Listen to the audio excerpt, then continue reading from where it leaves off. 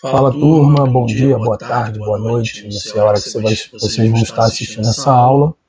Hoje estamos com essa particularidade, né? Precisei fazer essa palestra na Secretaria Municipal da Pessoa com Deficiência e por conta disso precisei organizar e estruturar a aula de uma outra forma, beleza?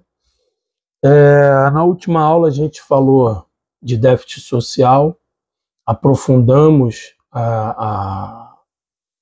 as questões inerentes a esses déficits e as suas manifestações na área da educação, na área da saúde, na área da habitação, na área da segurança, inclusive da internet.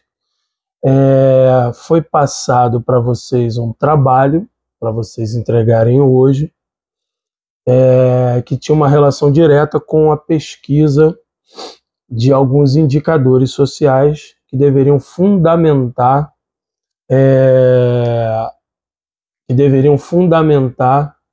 a pesquisa de vocês e enriquecer o texto da justificativa.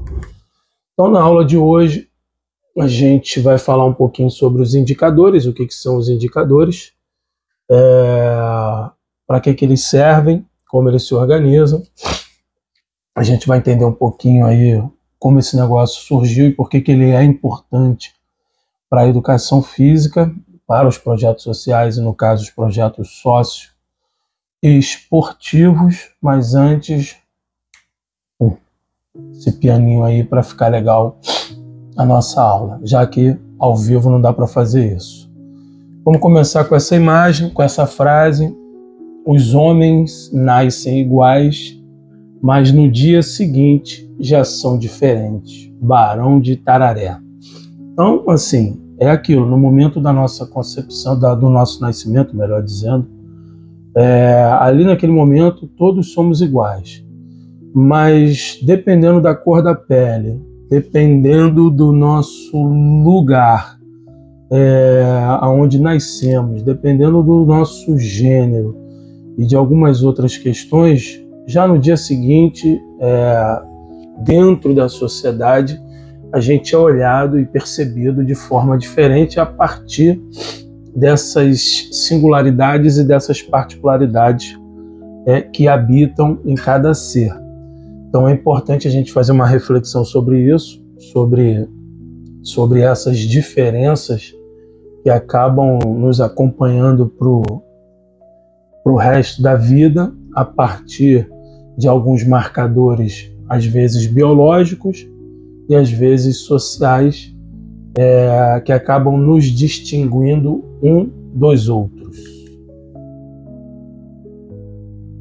Aqui, só para a gente trazer aí à memória a questão do déficit, né, que a gente falou um pouquinho, um conceito intuitivo de déficit social remete à noção de nível de carência da população no usufruto ou consumo de bens públicos, bens privados, serviços sociais, entendidos como básicos e necessários, segundo uma agenda de compromissos político-sociais, definidos em diferentes fóruns da sociedade, no âmbito do Estado, da sociedade civil e de outras arenas de representação política. Então, aqui deixando claro a palavra carência, nós falamos e conversamos sobre isso na última aula, que o déficit social tem uma relação direta entre aquilo que você tem e aquilo que você deveria ter,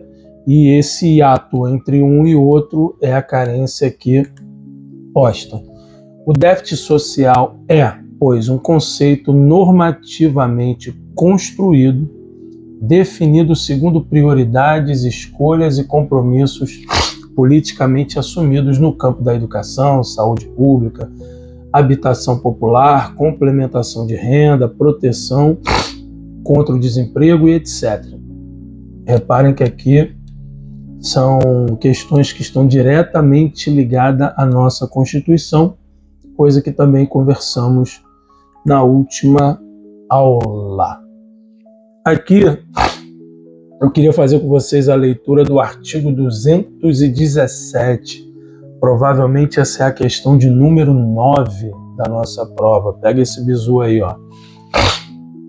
É dever do Estado fomentar práticas desportivas formais e não formais, como direito de cada um observados. 1.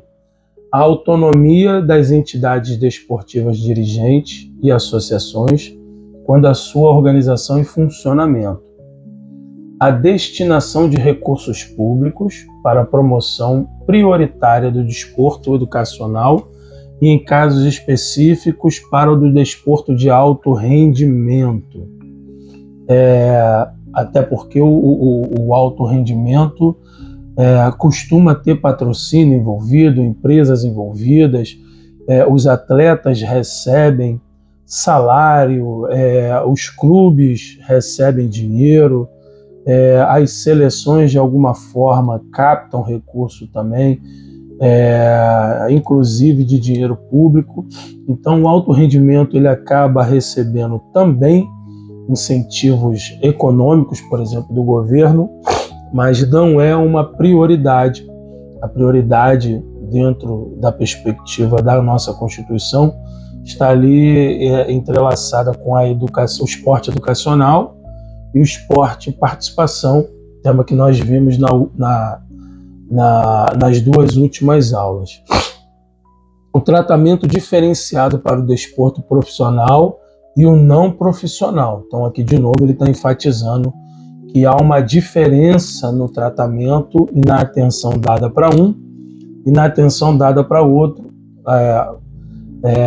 O volume de investimento para os projetos educacionais e de participação são bem substanciais em relação ao do alto rendimento, mas a gente não pode esquecer que nós temos o Bolsa Atleta, que é uma forma de você fomentar, instigar o esporte de rendimento.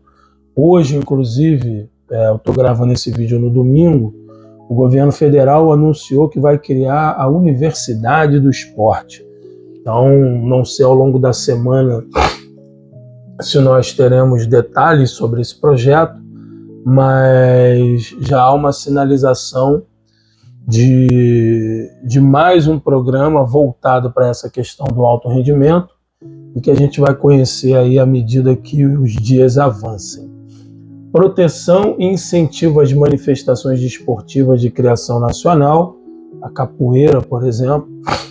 O Poder Judiciário só admitirá ações relativas à disciplina e competições desportivas após esgotarem-se as instâncias de justiça desportiva regulada em lei. Então aqui ele está botando uma regra que a justiça comum só vai entrar quando todas as esferas da justiça desportiva forem esgotadas. Então aqui fazendo uma comparação, até porque a gente acompanhou isso nos últimos anos aí, a gente tem o Tribunal Regional Eleitoral.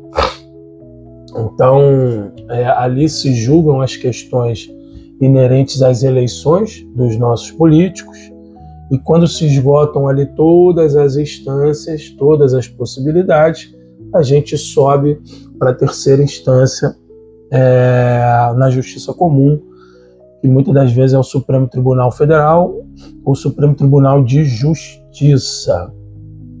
A Justiça Desportiva terá o prazo máximo de 60 dias contados na instauração do processo para proferir decisão. O poder público incentivará o lazer como forma de promoção social.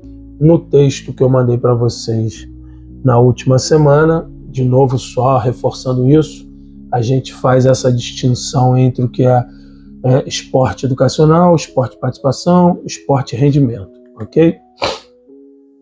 Aqui uma imagem do reverendo pastor Martin Luther King, que teve uma importância significativa na conquista dos direitos sociais, e o movimento liderado não só por ele, mas por outros tantos nos Estados Unidos, acabaram provocando uma organização e uma estruturação política que demandaram a criação dos indicadores sociais, beleza? Então vamos entender um pouquinho dessa história. Os Estados Unidos, na década de 60, foram palco de intensas turbulências sociais, desculpa porque eu estou resfriado, tá? Impulsionadas por movimentos que demandavam direitos e mudanças. Movimentos pelos direitos civis, luta contra a segregação racial e pela igualdade de direitos para a população afro-americana. Então, assim, provavelmente todos nós aqui já assistimos a algum filme americano, pelo menos um, que tenha essa temática como pano de fundo. Hoje, por exemplo, nos Estados Unidos, o negro tem uma condição de certa forma estruturada, mas nem sempre foi assim. Existiam grupos supremacistas brancos que ainda existem, né? Mas que durante um bom tempo eles queimavam os negros e muitas das vezes não acontecia nada.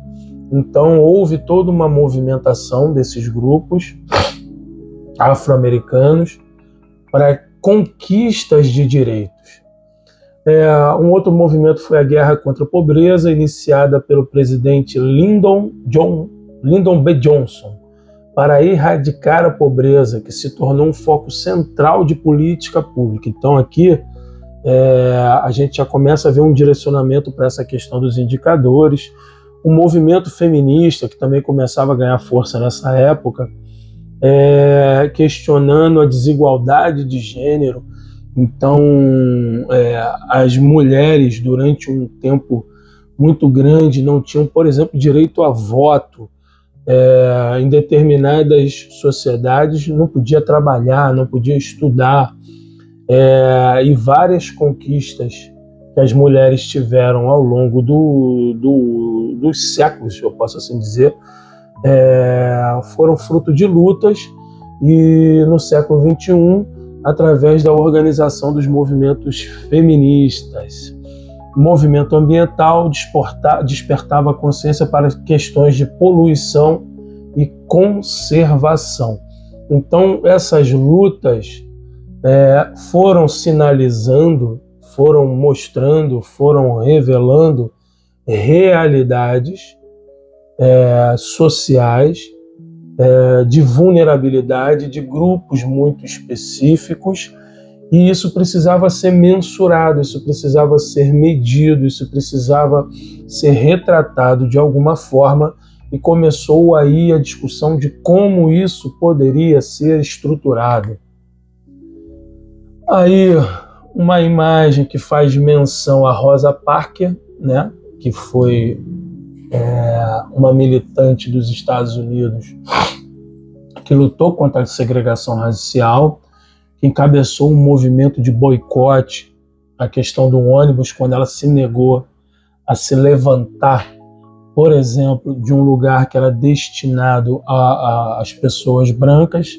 Então ela também, junto com Martin Luther King, fez parte desse processo histórico de construção e organização de direitos sociais. Então vamos lá. Os Estados Unidos, na década de 60, foram palco de intensas turbulências sociais, impulsionadas por movimentos que demandavam direitos e mudanças. Movimentos de direitos civis, luta contra a segregação racial e pela igualdade de direitos para a população, guerra contra a pobreza, movimento feminista e movimento ambiental. Aqui uma imagem que faz menção aos Panteras Negras. Nos Jogos Olímpicos, nós vimos uma imagem muito emblemática de um atleta que levantou a mão, fazendo ali uma manifestação contra aquilo que acontecia não só nos Estados Unidos, mas no mundo em relação à população negra, mas muito especificamente questionando as estruturas sociais dos Estados Unidos, e esse movimento acabou inclusive influenciando não só a juventude americana, mas a população de outros países que até hoje tem no movimento dos Panteras Negras aí uma referência de luta, de norte, de direção daquilo que se busca para essas pessoas. Esses movimentos, os movimentos sociais, colocaram na agenda nacional problemas que as estatísticas econômicas tradicionais, como o PIB, Produto Interno Bruto, que é tudo aquilo que um país produz, eram incapazes de capturar. O PIB podia estar subindo, mas a desigualdade, a discriminação e a pobreza persistia. Então, o que isso quer dizer? Um país ele tem toda uma produção. E por mais que os Estados Unidos elevassem o seu produto interno bruto, quanto mais receita, quanto mais dinheiro os Estados Unidos fazia, de alguma forma haviam estruturas que estavam organizadas, que não eram percebidas e que faziam a manutenção dessas questões inerentes, por exemplo, à pobreza, à discriminação, à desigualdade social e econômica. Então, os ativistas e acadêmicos argumentavam que o PIB era uma medida insuficiente e enganosa do bem-estar de uma nação.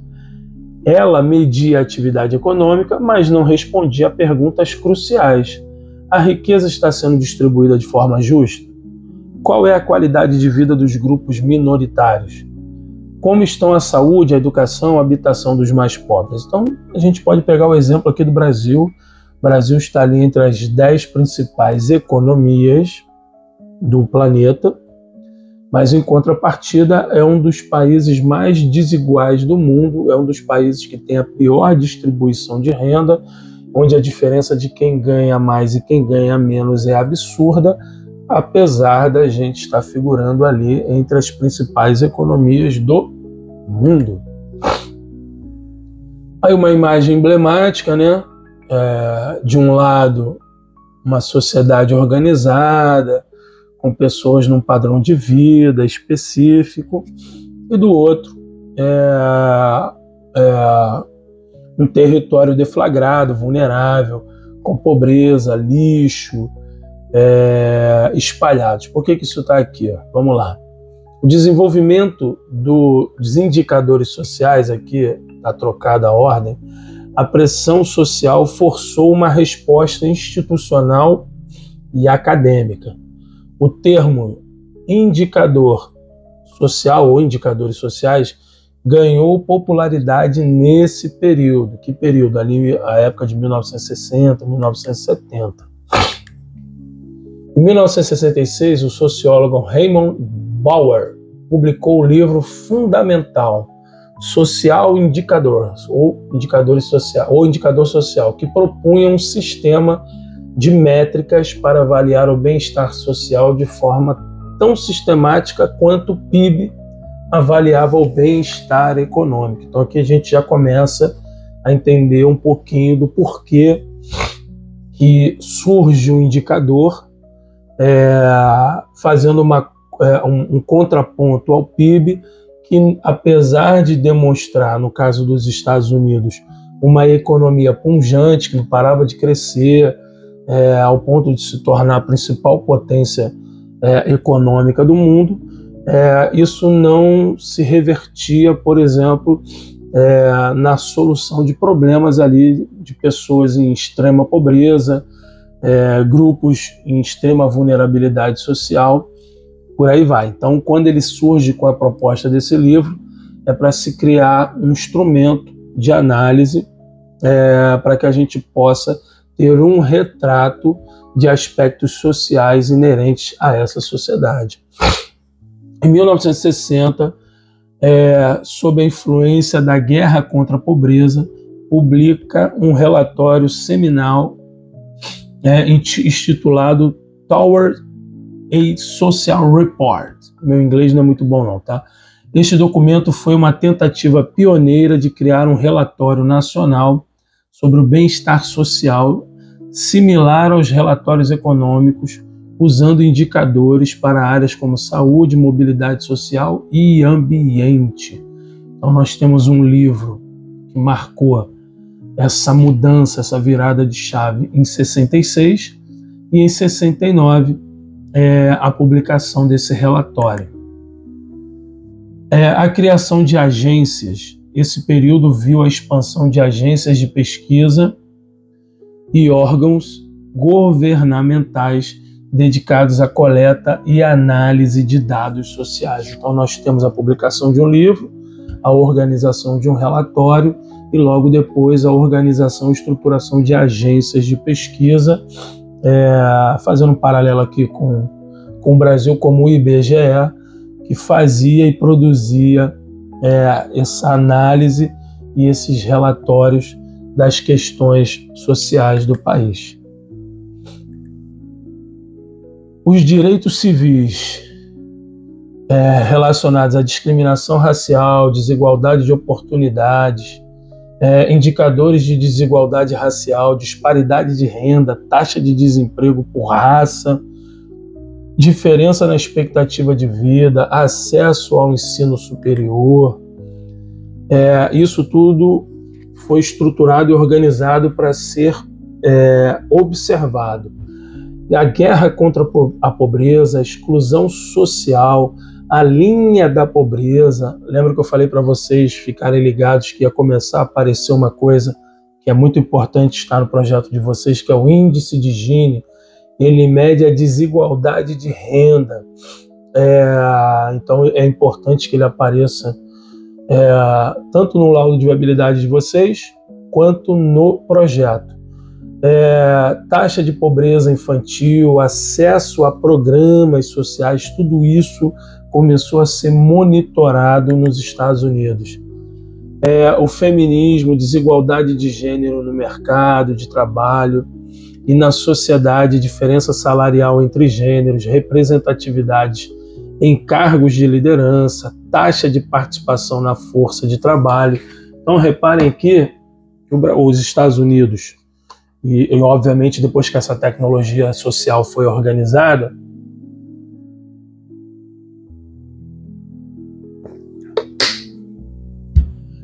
ele começou a ter um retrato daquela sociedade, e o indicador ele tem essa finalidade de mostrar como um farol ali. Você está aqui, está perdido, não sabe, ali aparece um farol, que inclusive é a provocação do nosso primeiro slide, e ele começa a te direcionar para um caminho. Então começa, a partir dessa análise dos indicadores, começa a ocorrer uma mudança de cultura, uma mudança de valores, aonde esses grupos em vulnerabilidade social, ou como a gente chama hoje, os grupos minoritários, as minorias, eles começaram a ocupar espaços antes muito seletos e restritivos, mas apesar dessa ocupação, ainda havia ali uma latente desigualdade, por exemplo, como mencionado aqui, na renda entre a mulher, que estava às vezes ocupando o mesmo espaço profissional do que um homem. Então, mas isso foi mudando ao longo do tempo, e hoje a gente tem uma força de trabalho muito forte, muito potente, muito predominante das mulheres no mercado de trabalho, mas infelizmente ainda com algumas características que envolvem aí essa desigualdade. O ambientalismo, poluição e degradação ambiental, aí por conta disso começa a surgir indicadores de qualidade de ar e de água, emissão de carbono, áreas de conservação ambiental. Durante muito tempo, principalmente ali na minha infância e adolescência, se falava do buraco da camada de ozônio. Então isso era uma conversa constante nas mídias, nos jornais, nos telejornais, de como a poluição estava degradando o meio ambiente. E aí cada vez mais ao longo do tempo, com satélites, com tecnologia, esse monitoramento do meio ambiente, a construção de indicadores que possibilitou a organização e estruturação de metas a serem perseguidas, e vamos falar de metas mais para frente, foi possível. Então, em alguns países, inclusive, apresentando melhoras em ecossistemas, onde, por exemplo, determinadas espécies animais começaram, ou que estavam em extinção, foram salvas, por aí vai. Aqui uma imagem que faz alusão ao Brasil, né, como a gente sempre ouviu, né, na minha época, talvez mais nada que vocês.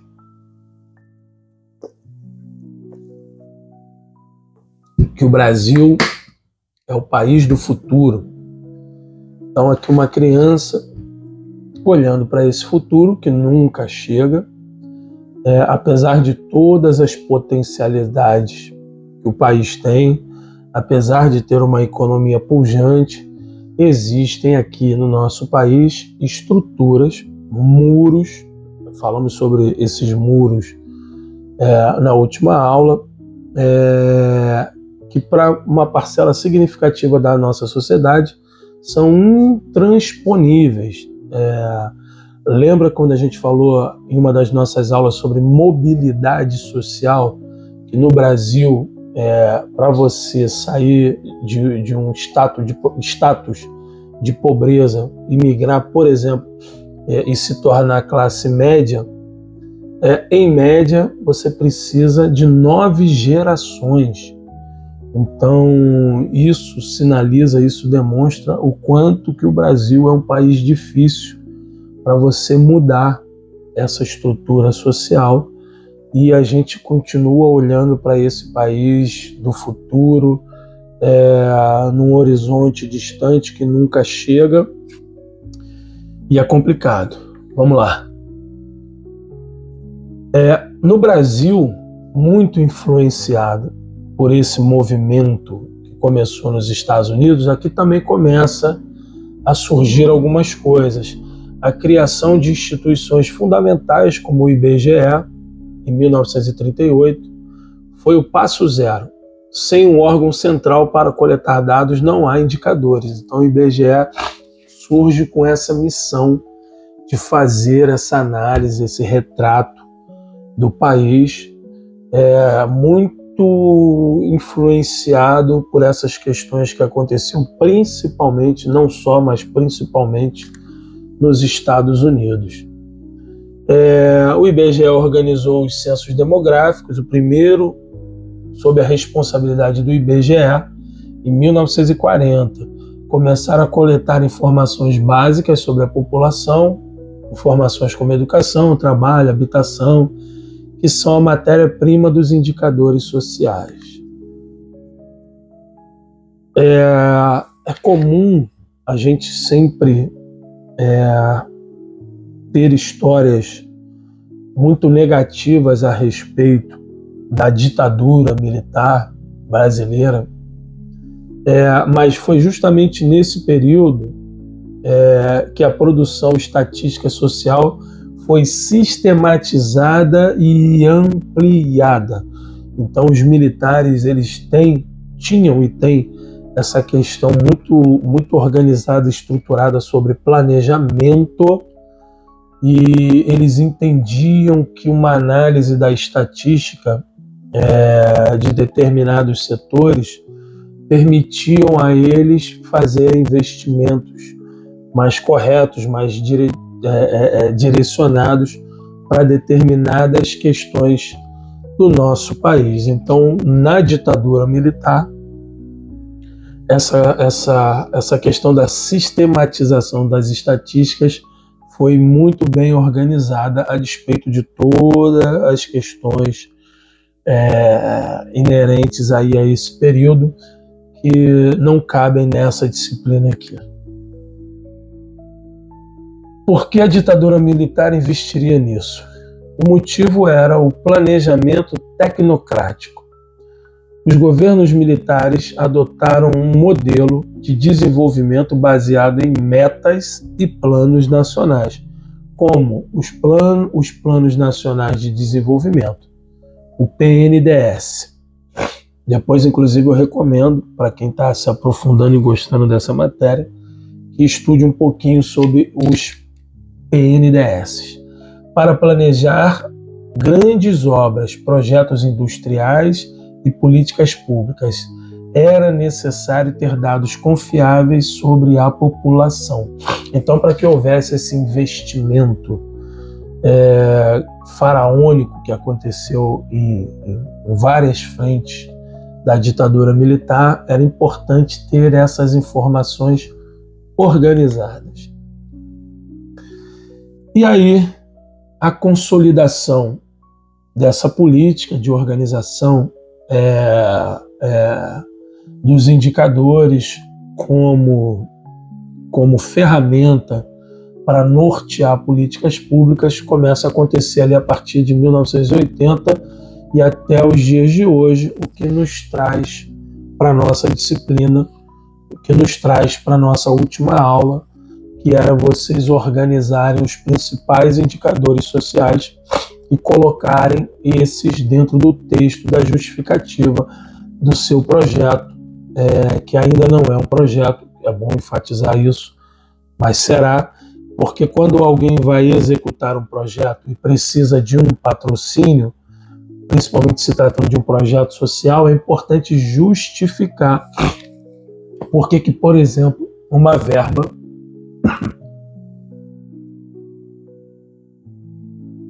precisa ser destinada para o seu projeto e não para outro projeto, beleza? E como podemos monitorar de forma técnica se os direitos constitucionais estão sendo garantidos e com qualidade? Lembrando, na última aula nós falamos sobre os direitos constitucionais, agora no começo da aula falamos sobre um deles, que é o artigo 217 da Constituição, que garante o esporte. Então, como é que a gente faz para monitorar se esses direitos estão sendo respeitados? Se todo brasileiro, por exemplo, tem uma moradia digna, uma educação de qualidade, um saneamento básico, é através dos indicadores sociais, beleza?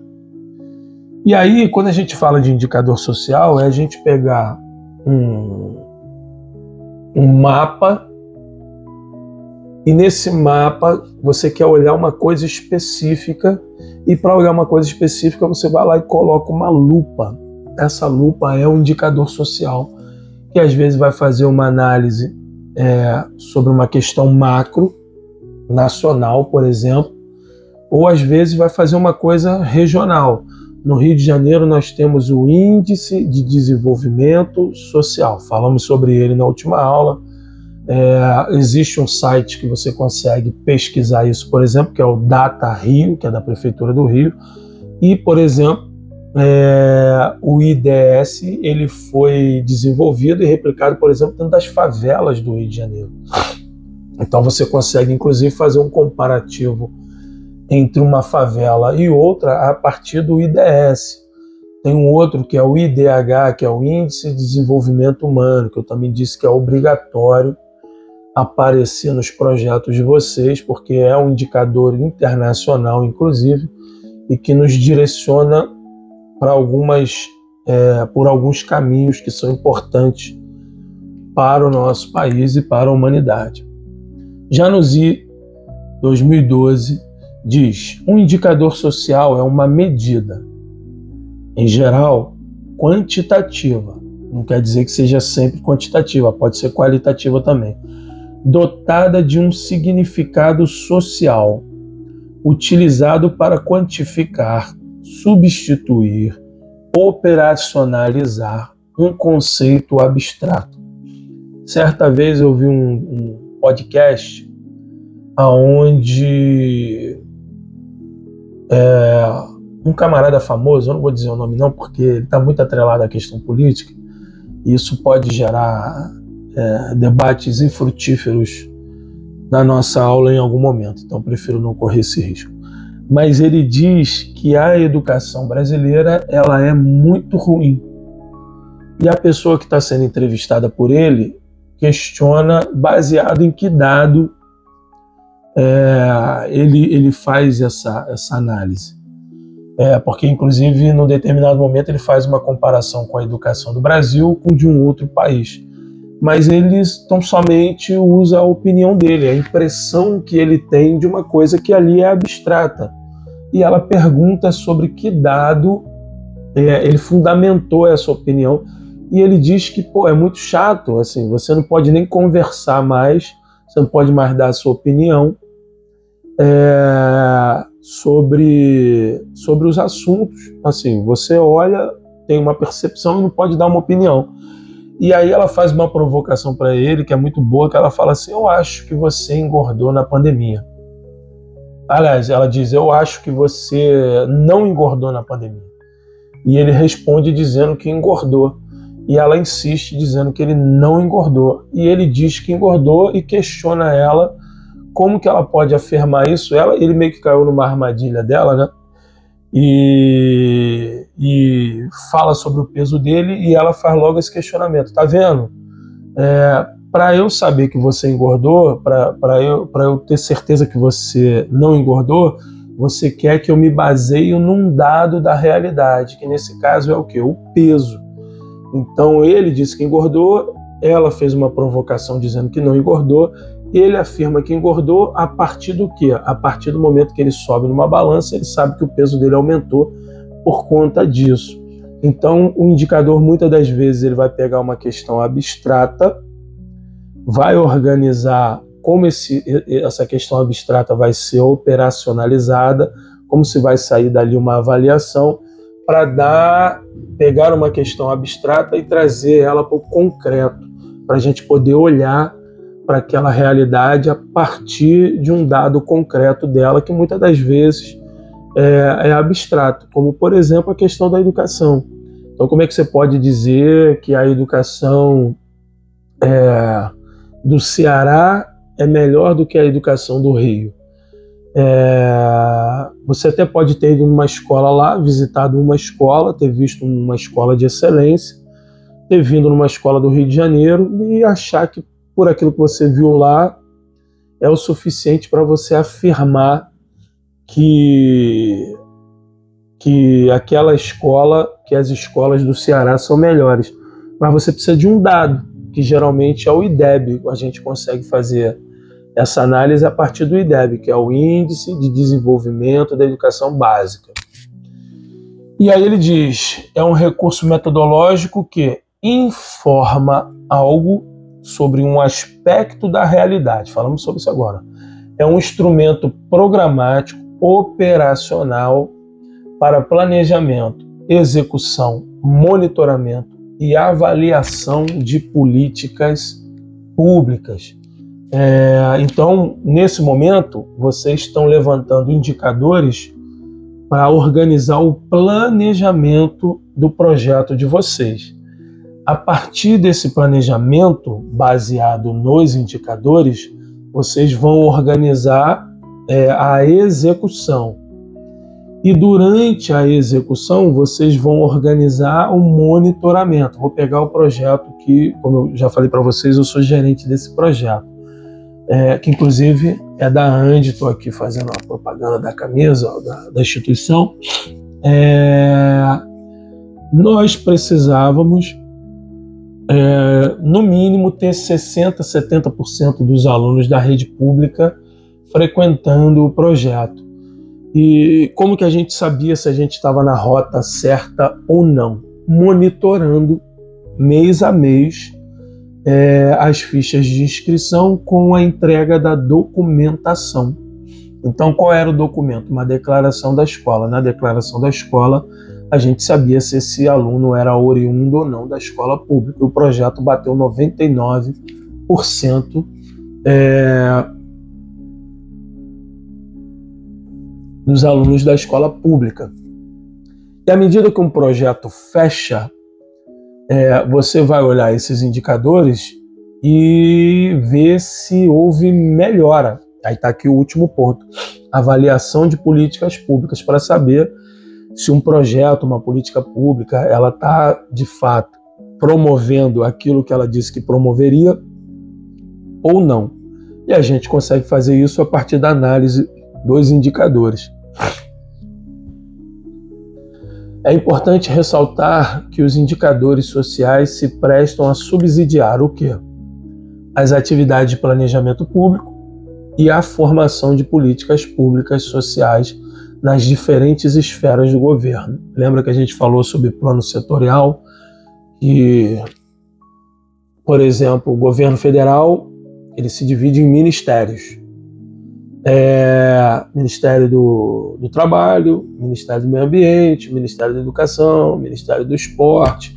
Então são as esferas de um determinado governo e cada uma com a sua pasta e função de executar políticas públicas. Se fosse uma secretaria, se fosse no governo estadual, não seria ministério, seriam secretarias estaduais. Se fosse em âmbito municipal, seriam secretarias municipais de esporte, meio ambiente, por aí vai. O monitoramento das condições de vida e bem-estar da população por parte do poder público e sociedade civil, monitoramento das condições de vida e bem-estar da população, feito por quem? Pelo poder público, porque o poder público é responsável por induzir, ele é o indutor para organizar e executar políticas públicas. Então, se alguma coisa não está correta, ele precisa saber para poder fazer correções de rota em determinadas políticas que não estão sendo executadas de forma adequada. Num passado não muito distante, se percebeu que haviam pessoas recebendo o Bolsa Família de forma inapropriada, em alguns casos até criminosa. Então, a partir do monitoramento do programa, se levantou essas pessoas e essas pessoas tiveram o seu benefício cortado. Isso só foi possível porque houve e há um monitoramento constante do programa para saber se as pessoas que estão ali, de fato, elas têm o direito e elas atendem aos critérios para estarem acessando, por exemplo, um Bolsa Família, beleza? Não quer dizer que é um programa infalível, obviamente, tem as suas falhas sistêmicas e se você for botar uma lupa, você talvez encontre ali pessoas que têm uma renda que seria incompatível com o acesso dessa pessoa a esse programa, beleza? E os indicadores permitem o aprofundamento da investigação acadêmica sobre a mudança social e sobre os diferentes fenômenos sociais. Então, muitas das vezes, o governo ele não tem perna, não tem estrutura, não tem pessoal para fazer a análise de todos os indicadores, de todos os dados, e às vezes é necessário que instituições externas ao governo realizem. Então a gente tem aí, por exemplo, a Fundação Getúlio Vargas, que é uma referência, por exemplo, em análise de indicadores socioeconômicos, e que a partir da sistematização de uma metodologia acaba municiando o governo para que ele possa elaborar, planejar, executar políticas públicas em determinada direção, para uma determinada região, para um determinado público, a partir dessas análises. Aqui, áreas temáticas de alguns sistemas de indicadores. Eu pedi para vocês, na última aula, ficarem atentos a isso e levantar o maior número de indicadores que dessem consistência justificativa de vocês. Então, nós temos projetos que vão trabalhar com o idoso. E não necessariamente a gente precisa se prender somente a indicadores que estejam estritamente relacionados ao idoso. Então, para você demonstrar que esse idoso ele está num cenário de relativa vulnerabilidade social, você pode levantar, por exemplo, o IDH, o IDS, o IDEB, as questões habitacionais, de segurança pública. Então, às vezes, você prova através da demonstração desses indicadores, da apresentação desses indicadores, por exemplo, um possível comprador, que esse idoso ele precisa desse projeto por N fatores, que não somente a qualidade de vida. Então é importante que a gente entenda que existem essas áreas temáticas. Aqui, a OCDE, por exemplo, ela trabalha com indicadores de saúde, educação, emprego, acesso a consumo, segurança pessoal, condições da habitação e do ambiente físico, lazer e participação social. Então a OCDE é uma boa fonte para fundamentar um projeto. Ela produz muito material. As Nações Unidas, que trabalha muito com a questão populacional, de saúde, educação, atividade econômica, renda, patrimônio, uso do tempo. Quem foi meu aluno aí na disciplina de lazer vai lembrar da importância da questão do tempo livre. Segurança pública, mobilidade, falamos sobre isso, cultura, comunicação e lazer. Repara que tanto a OCDE quanto as Nações Unidas dão um destaque para essa questão do lazer, porque entende que o lazer é uma dimensão da existência humana muito importante.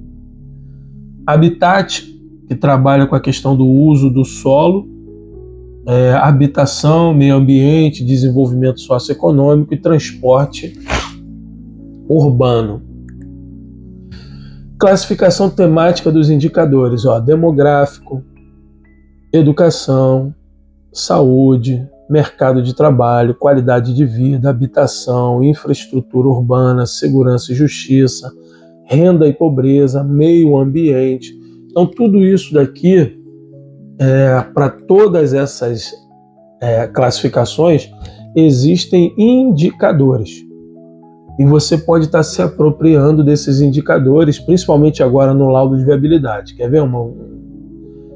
Nós tivemos no nosso grupo de trabalho uma profissional muito, muito qualificada e ela recebeu uma encomenda para escrever um projeto para a terceira idade numa determinada localidade do Rio de Janeiro, uma determinada região, uma comunidade.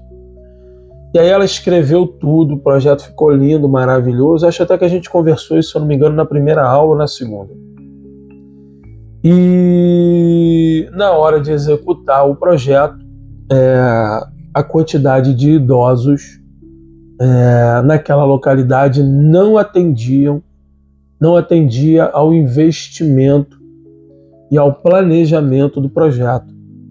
Ela esqueceu de olhar a questão demográfica daquele lugar, daquela região, para saber quantos idosos existiam naquele espaço, e com isso o projeto acabou se tornando inviável. Repare que a gente já está falando da nossa avaliação de A1, que está marcada para o dia 28 de setembro, e a gente vai começar a falar sobre ele na próxima aula. Nós teremos aí 2 semanas para produzir o laudo de viabilidade. Hoje ainda vou estar mandando alguns para vocês terem uma ideia do que é um laudo de viabilidade, tá? Então, quando a gente fala dessa classificação temática, é importante a gente levantar os indicadores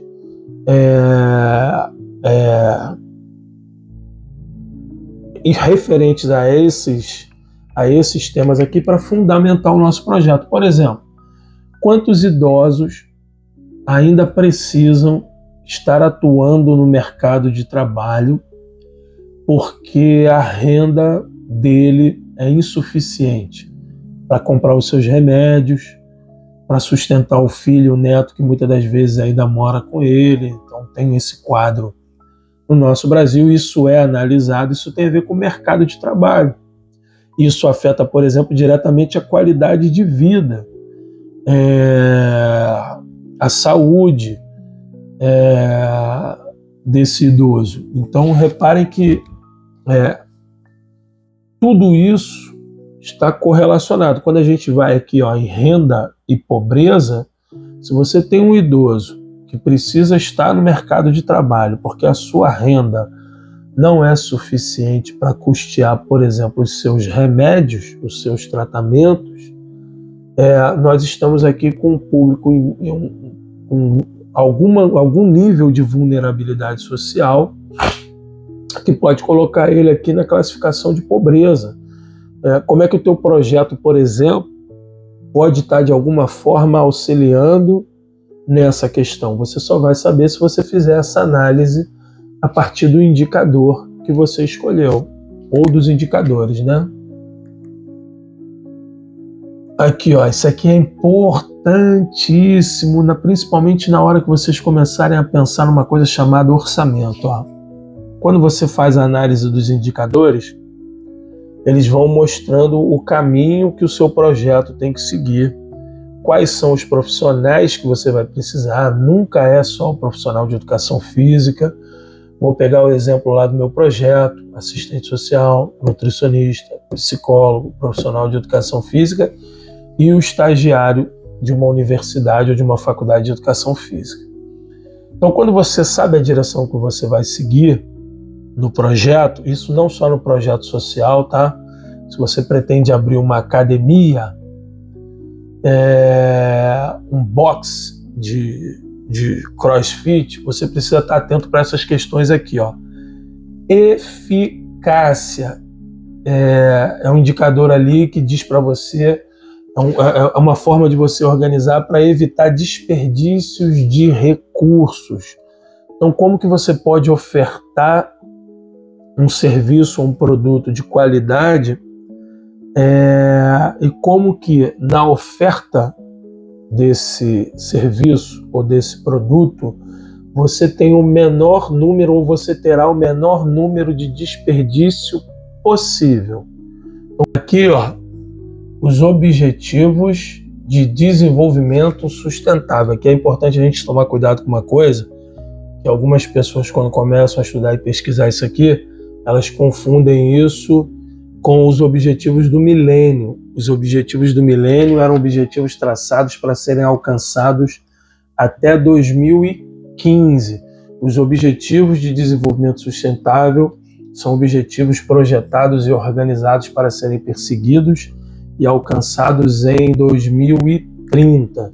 Então, primeiro aqui, erradicação da pobreza, fome, boa saúde e bem-estar, educação de qualidade, igualdade de gênero, água limpa e saneamento, energia acessível e limpa, emprego digno e crescimento econômico, indústria e inovação, infraestrutura, redução das desigualdades, cidades e comunidades sustentáveis, consumo e produção responsável, combate às alterações climáticas, vida debaixo d'água, vida sobre a terra, paz, justiça e instituições fortes e parcerias em prol das metas. Os objetivos do milênio eram 8 e os objetivos de desenvolvimento sustentável são 17. Então, o seu projeto ele pode, de alguma forma, estar conectado com um ou mais objetivos desse, e isso aumenta a legitimidade e a relevância do seu projeto. Por exemplo, o objetivo 3, boa saúde e bem-estar. Ele está conectado com esse objetivo? O que diz esse objetivo? Aí é bom pesquisar. E como que o teu projeto vai contribuir para isso? Educação de qualidade. Como é que o teu projeto local, ali muito regional, ali muito regionalizado, naquele pedacinho que você vai colocar ele, como que ele vai estar contribuindo, por exemplo, para a organização de uma educação de qualidade? Então, usar os objetivos de desenvolvimento sustentável é uma coisa que dá força e legitimidade para o seu projeto. Acho que é uma boa vocês pensarem sobre isso. E para finalizar a aula hoje, rapidinha, né? Mas tem trabalho depois dessa aula, Tem essa frase aqui da Gisele Mello: você só vai se sentir realizado fazendo um projeto social se você não começar pensando, isso é um erro comum, tá? Que está fazendo um favor. Então tem gente que às vezes desenvolve um projeto social, é muito comum político inclusive ter essa mentalidade, e ter o sentimento de que ele está prestando algum tipo de favor para aquelas pessoas. E a visão tem que ser justamente contrária. É você que, por estar executando um projeto, você tem o privilégio de contactar pessoas, localidades, histórias, culturas distintas, que se você tiver um olhar humano para elas, com certeza esse privilégio que você está tendo vai te tornar um ser humano melhor, vai te tornar um cidadão melhor. E nessa troca você contribui, por exemplo, com a sua expertise técnica, com o seu trabalho. Em contrapartida, essas pessoas te agregam um crescimento que não tem preço porque tem valor. Então eu queria fechar essa aula de hoje com essa reflexão, que a todo momento que vocês estiverem elaborando o projeto de vocês, o sentimento tem que ser um sentimento de que você é um privilegiado pela oportunidade de estar tendo contato com histórias e histórias que você não teria a possibilidade de acessar se não fosse a elaboração, que é o nosso caso aqui, desse projeto, que eu espero que no futuro vocês consigam tornar isso um projeto profissional. E ao tornar esse projeto profissional na vida de vocês algo concreto no mercado de trabalho, que vocês possam ter o privilégio de crescer junto com as pessoas que serão atendidas pelo projeto de vocês, ok? Um beijo e até a próxima aula.